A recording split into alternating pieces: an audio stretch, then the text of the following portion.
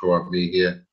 Wanted to do this piece, and I wanted to be able to break this down a little bit more, so many people, you know, have ways that they've been taught, and we just keep following things that are anti-life, and just things that just don't make sense for today's living holistic longevity society. And so we need to move ourselves beyond the emotional enslavement, being an emotional prisoner to habits, customs, doctrines, beliefs that do not uh, give us life, right? Regardless of your religious trainings or how you were taught.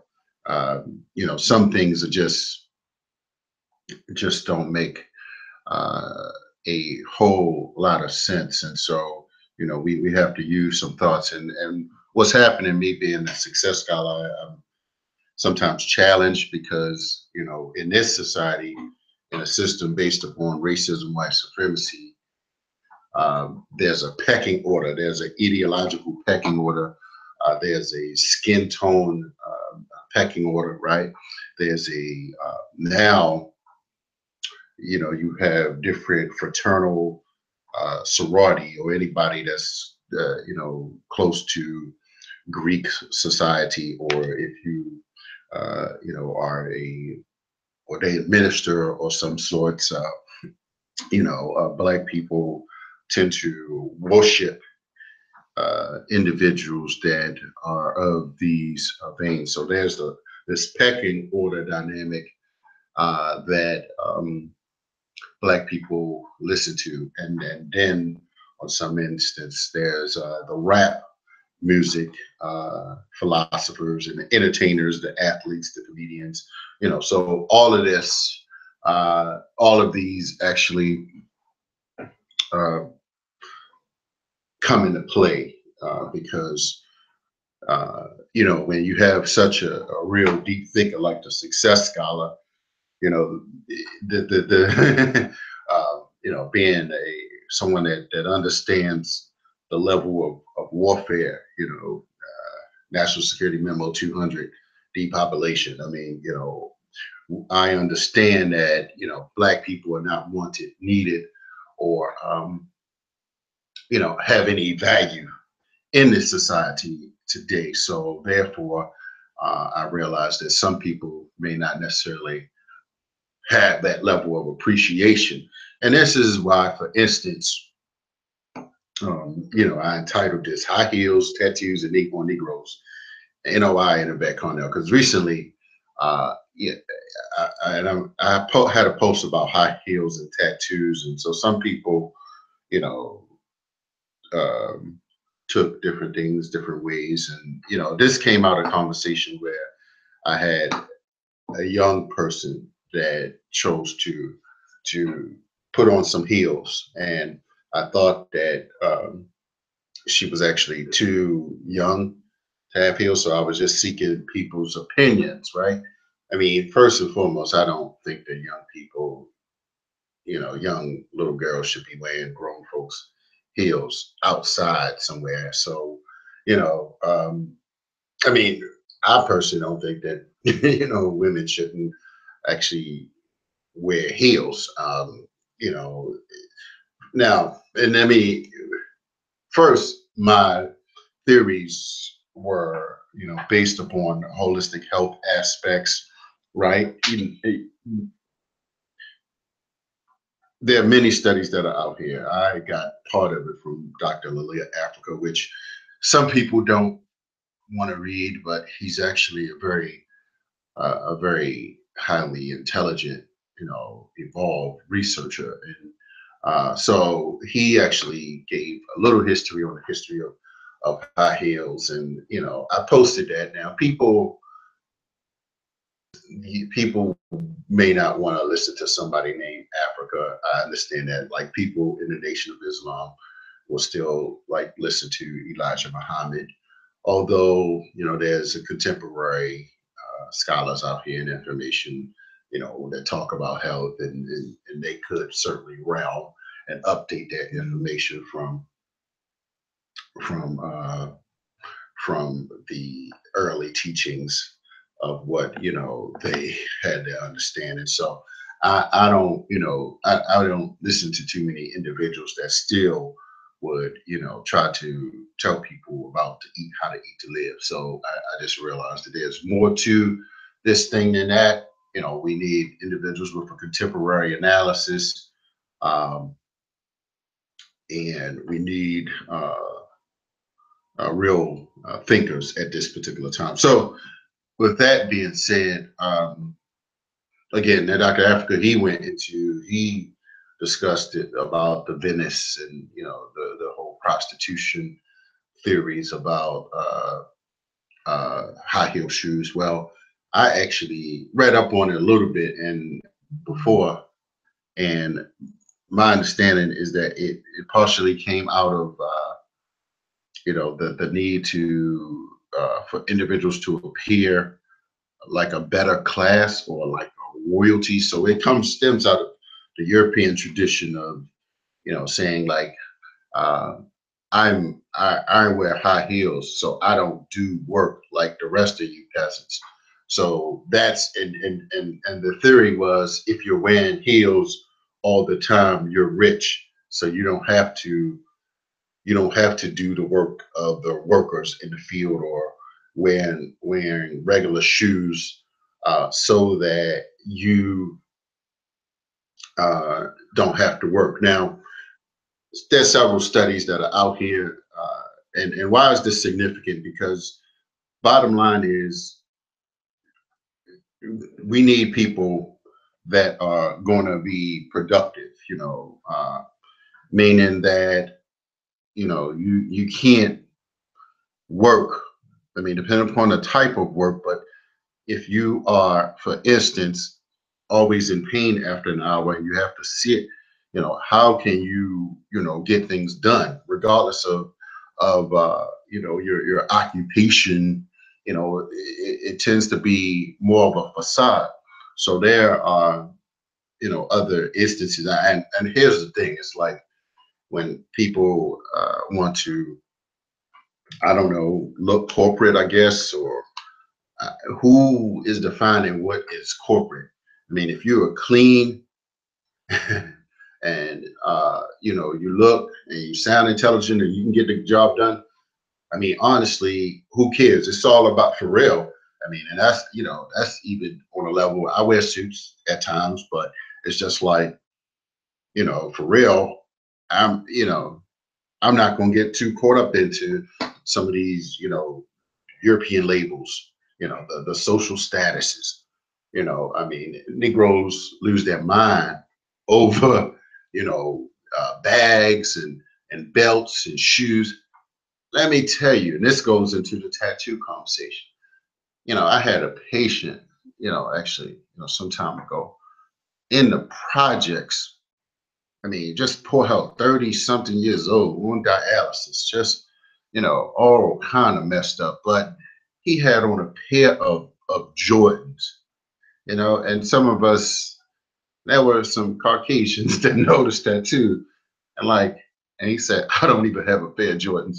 And, it just made me feel a certain way that, we have individuals, and this goes into the conversation of this Yvette Carnell, that don't think that to talk about people spending money in a certain way that it matters, because it does matter. Every little incremental thing that you do can either further enslave you or it can, uplift you, right? So, when an individual spends whatever, however much on the big baller shoes, or now the Jordans, or I'm sorry, the Jordans, or now the big baller shoes, you know, could that dialysis patient perhaps got some herbs and got some alkaline water, or you know, went to a resort somewhere where they can, take care of themselves a little better,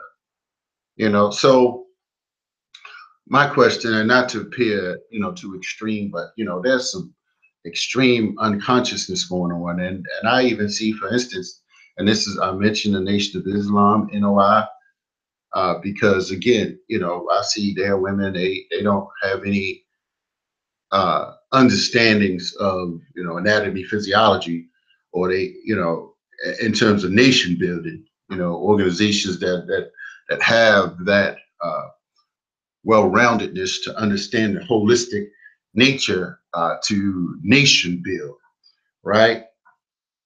Because again, like, why are you gonna, let your women, kill themselves, when we're under attack? This is not, a peaceful existence. But again, and not to say that you can't, there's alternatives, there, alternative heights and things like that. So I'm not saying, I mean, even, and that's where a podiatrist comes into place, right? You have to see I went to see one, and they put, measured your feet properly and tell you what's appropriate, So again, and not to dwell just on that, I wanted to talk about the whole tattoo things. I know that some people, they want to get, some ox or aharu, or a kemet on their necks or something. But again, what is it doing for you? Truly, is it making you free? Like, for real. And I know a lot of the hip hop heads and all the poets and all the kind of street people, the younger people, they getting these tattoos, putting them all over their bodies. But again, what is it doing? And I recall, I was hearing a story, at a previous job, where they said the guy, he would like ask to borrow money, but he would come in with new tattoos on his body, right? So it's just like, where's the priorities on some of these things? Where are the life priorities that you have? So again, I'm not I'm not like all of these rest of these Negroes, and some people might not think that this is relevant, or the tattoos is relevant, but yes, I mean, there are just some places where you're not going to work, and there's some places where people will be freaking scared of you, because you look like you just got out of cell block 8, So again, if you're looking like you got out of cell block 8 and you coming up to me, talking about, yeah, I want to do A, B, and C, I'm just looking at you. I understand that there's a global pecking order out here, and I'm not telling people to look a that you gotta try to fit in with everybody or whatever. But just you don't need nothing extra. You don't need no extra stuff to have people having a conversation about you. You know what I'm saying? I mean, you don't need to. I mean, first put ink on your body. I mean, I don't know why someone would want to put damn ink on their body anyway. And I know some people will. Well, our ancestors, they did it, and we gotta recognize our royalty. Same excuses people use today to wear 10,000 gold chains around their neck, and don't have a damn thing.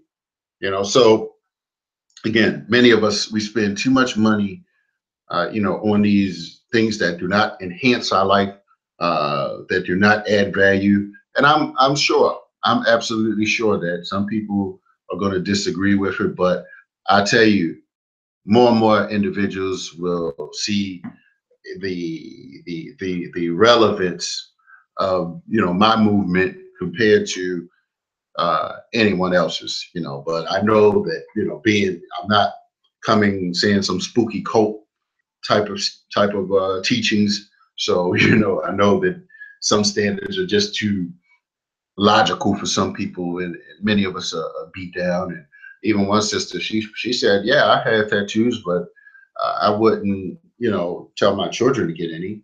So I appreciate that. But you have some people who've been a psychological prisoner for so long that they're not able to make these adjustments to change themselves to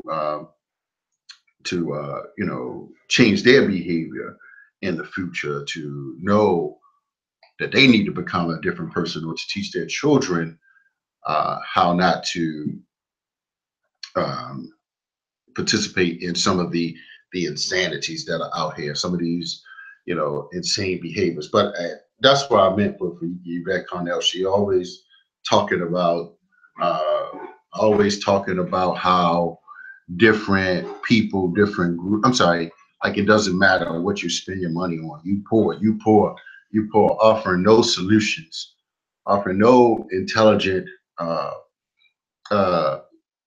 advice, in terms of growth. And so, yes, it does matter. It does matter what people spend their money on. So, again, people can continue to be enslaved, or they can continue to heal and get back to being productive and being a fiscally responsible, empowered people. So, that's what I have right now, brothers and sisters. Thank you for tuning in. Listen in, do share my videos. This is quite a, some people may not even be in the realms of thinking about these issues, but people spend tens of thousands of dollars and billions of dollars on things that do not enhance their life, their future, or their future economic opportunity. And so that's part of my teachings and movement. And I realize that more and more are going to wake up to the more relevant teachings and the most relevant message out here today. That's just part of the success scholar movement that I am mastering, that I'm the master of. And so I would suggest that you all begin to recognize and make the adjustments with yourself, because either you're gonna die because of your ignorance and worshiping cultures that are not, for you, and illogical, that make absolutely no sense anyway. Because again, the whole Europe notion of class, and this is what people who are better class wear, it makes no sense to the relevance of today. So please stop, worshiping and having these poor, illogical um, habits that just got passed down, and you see it from people who you see as superior, or people, what people do, what you do instinctively, how your instincts have been programmed. Sometimes your instincts have been programmed for you to smoke cigarettes. How for instance, they used to put white women with cigarettes in their mouth in the Macy's Day Parade, and after that 10,000, 20,000, 50 million women started smoking cigarettes. And so I'm saying, free your mind. I'm a success scholar. I have the more relevant and conscious, empowering message out here to awaken the right people. So that's what I'm saying. So stay tuned in. Holler at the Success Scholar. Tune in, eLife Media. Get my book, Success Scholar, HAKI.com. Share this message and wake the hell up. All right. Peace.